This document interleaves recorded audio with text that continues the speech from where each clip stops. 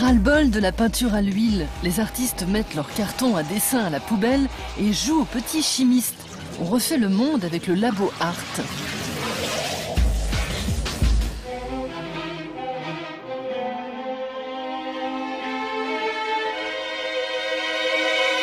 L'atelier d'Agnès Meyer-Brandis est perché à 8500 mètres d'altitude. Dans cet avion qui défie les lois de la pesanteur, l'artiste a installé son laboratoire où elle fait des expériences que les scientifiques n'ont pas imaginées. Ce jour-là, elle explore et modèle des particules de nuages.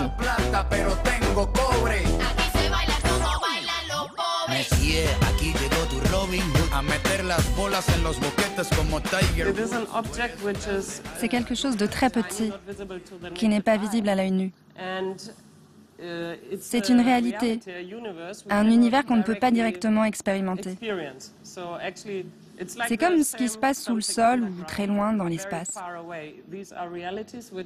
Ce sont des univers où on doit construire une réalité.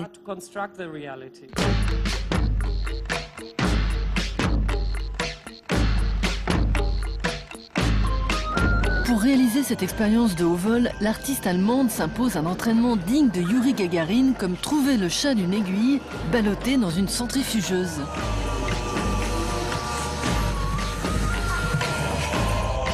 Pour être sûre d'obtenir des résultats dans ses recherches, Agnès a tiré un trait sur la méthode scientifique.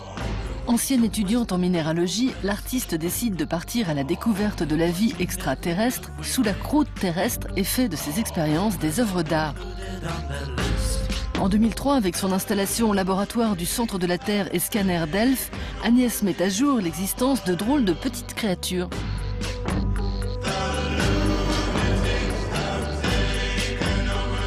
Chaque année, le festival autrichien Ars Electronica réconcilie art et high-tech. Primée en 2003, Agnès Meyer-Brandis est à nouveau récompensée en 2011 pour son Cloud Core Scanner, son scanner de nuages.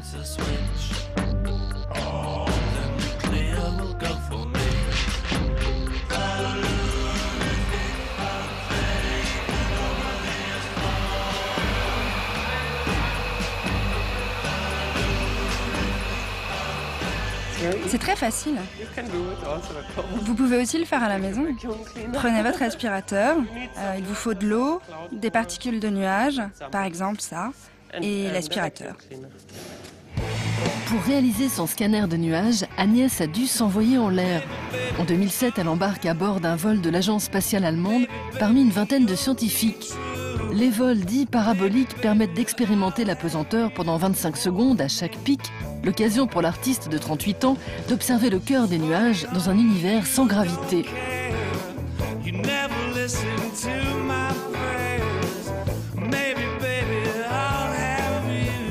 Agnès imagine alors dans ces noyaux durs des mondes insoupçonnés. Une fois grossis pour les rendre visibles à l'œil nu, ils sont ensuite exposés comme des œuvres d'art.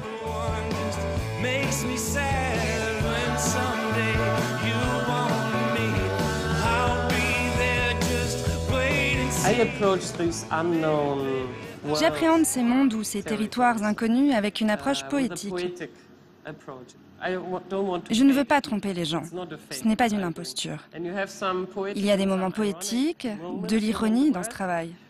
C'est clair, ce ne sont pas des résultats scientifiques. Donc les gens peuvent décider ce qu'ils veulent croire. Si vous voulez y croire pendant 2 minutes ou non, si vous voulez vous lancer dans cette histoire ou pas, ce qui est aussi très intéressant pour moi, c'est de voir la science comme une histoire qui fait partie de l'imaginaire collectif.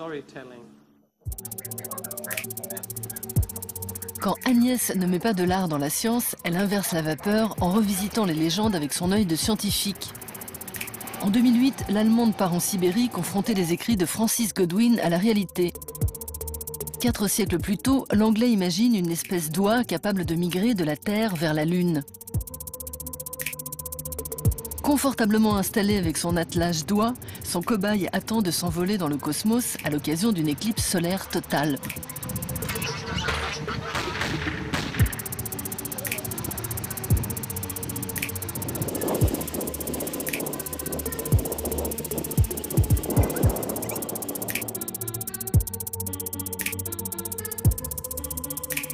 Il faisait tellement sombre que l'astronaute et les oies ont disparu de notre champ de vision. On ne voyait plus rien. Avec François Azembourg, l'art fait avancer la science. Dessinateur de chaises et de tables, le créateur français se frotte aujourd'hui au design cellulaire.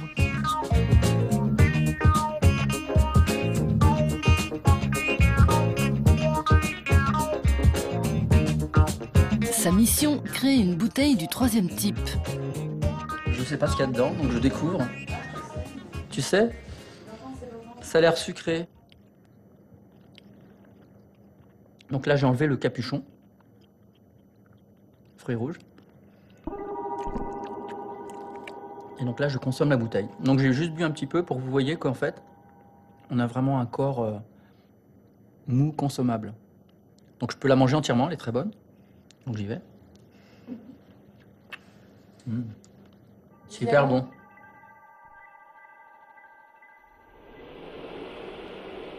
Depuis 2008, François multiplie les expériences pour obtenir une bouteille qui se croque.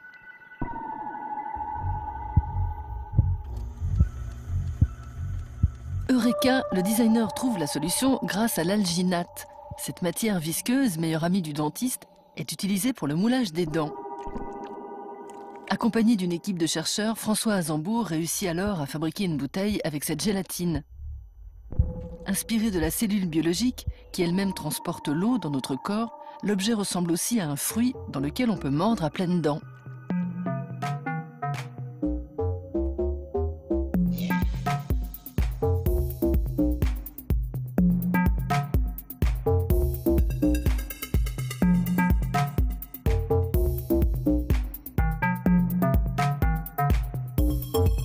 La question fondamentale, c'est comment on crée une nouvelle typologie de bouteille à base de produits naturels qui puissent justement créer une alternative possible à l'utilisation des matériaux plastiques. À l'origine de ce projet fou, le professeur à Harvard en mathématiques appliquées et biotechnologie, David Edwards. Créateur du réseau Art Science Lab en France, aux États-Unis et en Afrique du Sud, il fonde en 2007 à Paris le Laboratoire. Ce lieu d'exposition et d'expérimentation veut faire flirter artistes et scientifiques.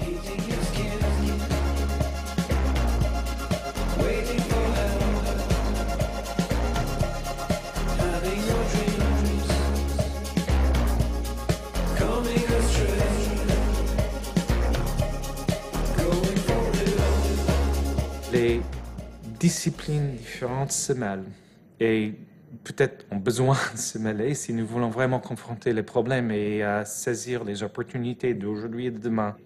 Donc, ce lieu assez hybride où les designers, les scientifiques, les artistes travaillent ensemble n'a plus vraiment des lignes ou des barrières claires entre les scientifiques. Donc, quand je suis avec François, parfois j'ai des idées de design et parfois il a des idées très scientifiques. Et c'est la joie du bac à sable, si vous voulez. Un aquarium, un ficus et un ordinateur, plusieurs possibilités. Avec Angelo Vermeulen, l'art et la technologie fusionnent.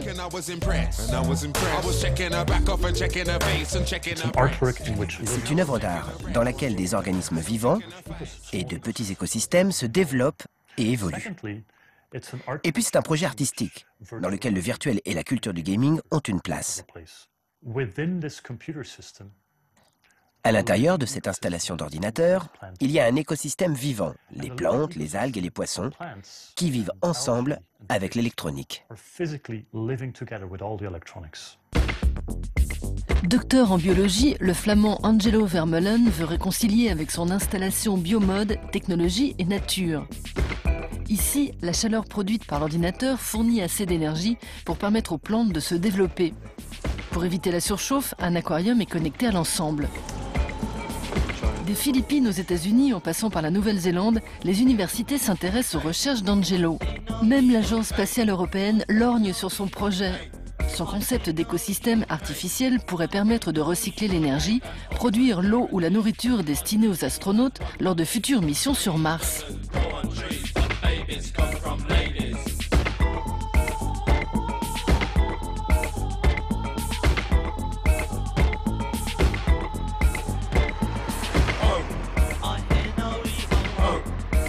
Adolescent, Angelo Vermeulen passe ses nuits à photographier les étoiles et tient même la revue scientifique du collège. Après sa thèse en biologie, le Flamand fait un virage à 180 degrés et prend l'autoroute de l'art contemporain. Ce sont des blattes que j'utilise pour un autre projet artistique, Cinéma corrompu, ça s'appelle. J'ai travaillé avec un créateur de bijoux. On a construit une armure, toute petite, qui va sur le dos de la blatte et qui lui permet de communiquer avec l'ordinateur.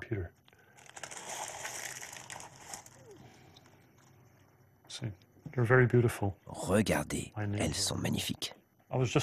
J'étais le genre de gamin qui pose toujours des questions en classe aux profs de sciences, des questions difficiles. Comment construire une pierre, comment faire des expériences sur les bactéries, des trucs comme ça. Et les profs devaient se creuser les méninges pour pouvoir répondre aux questions. Avec son installation Blue Shift, passage au bleu, Angelo imagine une œuvre d'art fondée sur une hypothèse scientifique. En 1859, Darwin met en place sa théorie de la sélection naturelle qui stipule que seule l'espèce la plus adaptée survit. Angelo met en scène cette découverte avec une série d'aquariums remplis de puces d'eau. Lorsque les visiteurs entrent dans la pièce, la lumière passe du jaune au bleu, faisant croire aux petits crustacés que la nuit tombe. Elles vont alors piquer un somme au fond de l'aquarium, derrière une grille, où leur pire ennemi, les poissons rouges, sont prêts à les dévorer. Seules les puces d'eau qui resteront en surface survivront. Quel monde impitoyable! Si on compare le monde ou la réalité à un disque, au-dessus, il y a un autre disque, celui de la science, qui est beaucoup plus petit et qui grandit petit à petit, et qui essaye d'englober le monde tel qu'on le connaît. Les scientifiques pensent que le disque de la science finira par entièrement recouvrir celui de la réalité. Ce qu'un artiste croit, du moins ce que je crois en tant qu'artiste, c'est que plus le petit disque de la science grossit, plus l'autre, celui de la réalité, grossit aussi. On n'y arrivera jamais, on ne le recouvrira jamais. Et c'est dans cette zone, cette lisière qu'on n'atteindra jamais, que se trouvent les arts.